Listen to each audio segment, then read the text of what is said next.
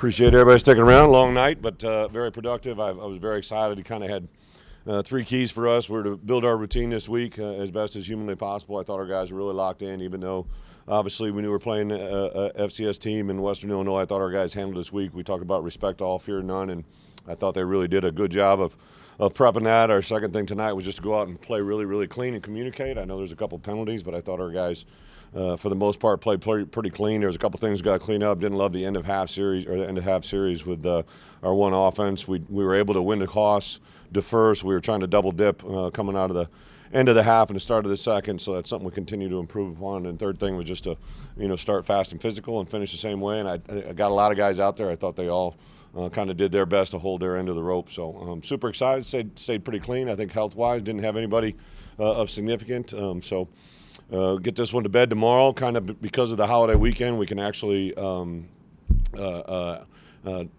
a little advantage in with the work week on Monday and get a good jump on Duke. So I'm excited to get into this week. Obviously, a very talented team that won their opener as well. So we got a tremendous task on the road at Duke this week.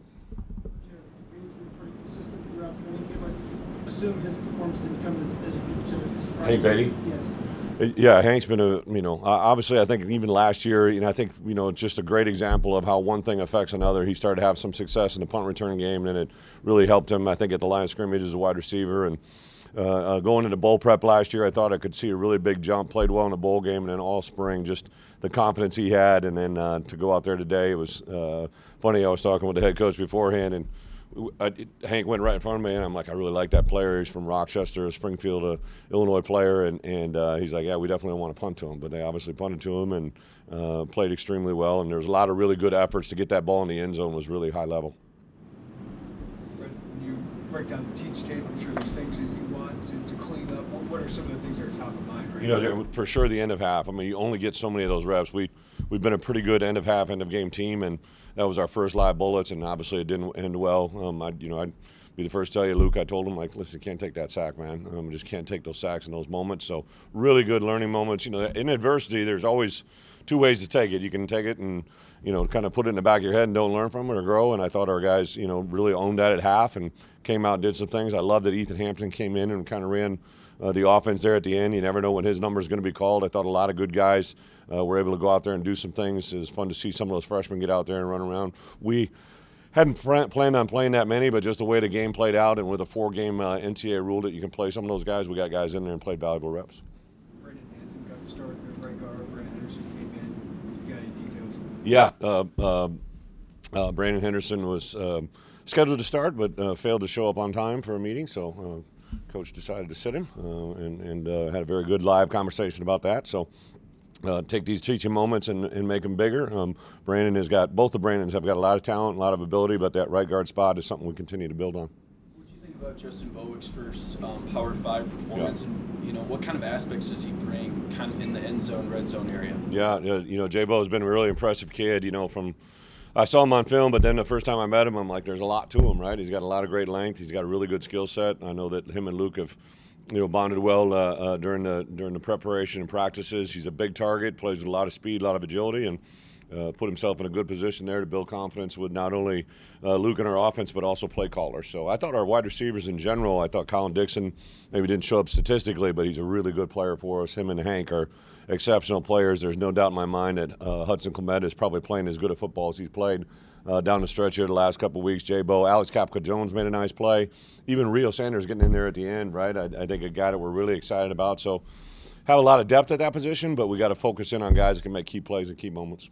Gabe kind of set the tone early a little bit defensively with the strip sack. And just, if he can do that consistently, what difference does that make? Gabe's a very gifted player, and I would say since we came back in January, he's always been a highly motivated player for success. But just everything he does right now, and then to see him get elected captain, I think that just builds even more confidence in him. And he obviously is a freak of nature, and now he's, I think, getting coached extremely well. I really like the tag team of Trent and Alex in that room, and now I brought in Joe Kim has really helped him in some of his pass rush stuff. So super excited with his skill set and highly motivated. He's a big playmaker. He's a guy that's never satisfied, and it's fun to see his energy and his juice kind of fall out to other people as well. You said you play a lot of defensive linemen tonight. Did you like what you saw out of the depth of that group? Yeah, JMO's done a nice job. I thought, we had acquired a couple guys, James Thompson, Kurt Neal, Tommy have been really nice additions into the room. But Pat Farrell is probably playing as good a football as he's played. I was really excited to see Jeremiah Warren Biggs get out there. Angela McCollum's had a nice game. Jenna Hunt has popped in there. I think, one of the big learning moments I had when I went to the NFL was just the depth and the rotation of the defensive line. I'd always been a guy that had kind of played our best players as much as humanly possible, but even with Johnny, seeing Johnny out there today was absolutely awesome. But to see those guys that are in that 300-pound club, to have them minimize their reps, right, and keep them under 40 is a really big deal.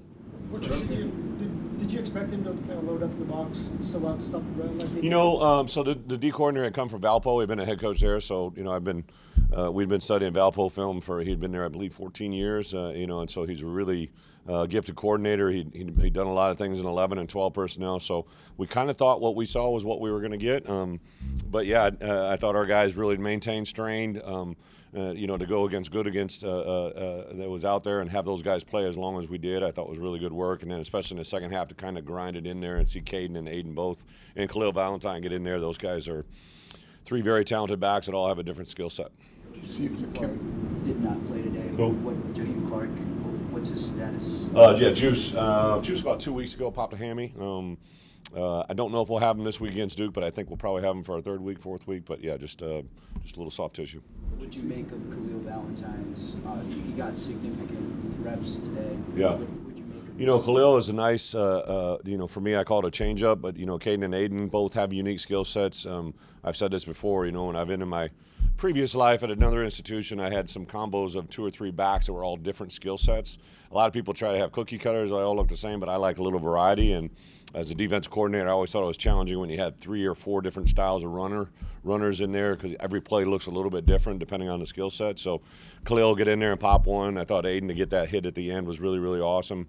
Caden Fagan, just to see him get out there and do what he does, dragging some people around, was pretty fun to watch. So I think those 3 guys could be a very, very tough trio to defend. Brett, is there any update on Melvin Priestley? Melvin Priestley, he's he played the whole game. I'm sorry, am I missing Yeah, Melvin rolled up, but he went right back in. He played the rest. Yeah, he just got rolled up. They taped it, but yeah, he was good. From the chemistry standpoint between Luke and some of the receivers, what do you see as that developed through the course of the game, and how valuable are those reps as he tries What was Luke, 17-21? Yeah, and it kind of got everybody involved. I thought some of the perimeter throws, they were playing a lot of quarters coverage, so we knew there was going to be some things that opened up in a run play action game. But really, I don't think. Anybody, one guy just jumped out. I know he connected with, especially some of the new faces. It was fun to see that, especially down in the red area. And I know Barry had some specific things he wanted to see. We obviously, once the game was in control, kind of contained some of the stuff that we've worked on, just to save that for the right moment. But overall, I couldn't be more pleased the way they ran it and catch it. I've been really showing them a lot of clips from week 0 games. There's a lot of drop balls, a lot of sloppy football, and I thought our guys, overall played pretty clean here, which was a huge emphasis in this first one. You evaluate Caleb Patterson's performance? They got me on a couple plays. Yeah, I know that he got meat on a double move over there, but it's a good learning moment. I'm excited about Caleb, see where he goes. One more question. Did you get to watch Duke last night? What did you think? I stole a little peek. It just happened to be streaming in my room. But I actually kind of tuned in, and I have a coordinator meeting. We met until about 10:30, and I clipped it on. And I think Wisconsin, it was like a 3-0 game, and so I kind of watched a little bit of that. Popped in a little bit of Duke in between team meetings last night. But I know a lot of our guys watched that film earlier today, and we're going to be able to put this one to bed tomorrow.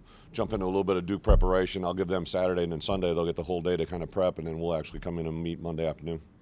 Having a revamped wide receiver room with no set number 1 guy, how important was it for Beatty and Bo to go out there and do what they did? Yeah, Hank and Luke have been working together for a while, but Bo, and again, Hudson Clement, I don't know if he had a catch, but he was out there getting a lot of live reps, and just to get that continuity and flow, I think, again, when we have numbers out there, that's a really big deal, and I'm super excited to see the growth in the film and see where we can take this thing. Thank you, guys. Thank you.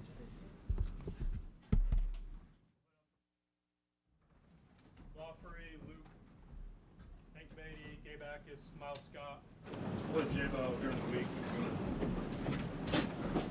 That's it. Some get you in show up.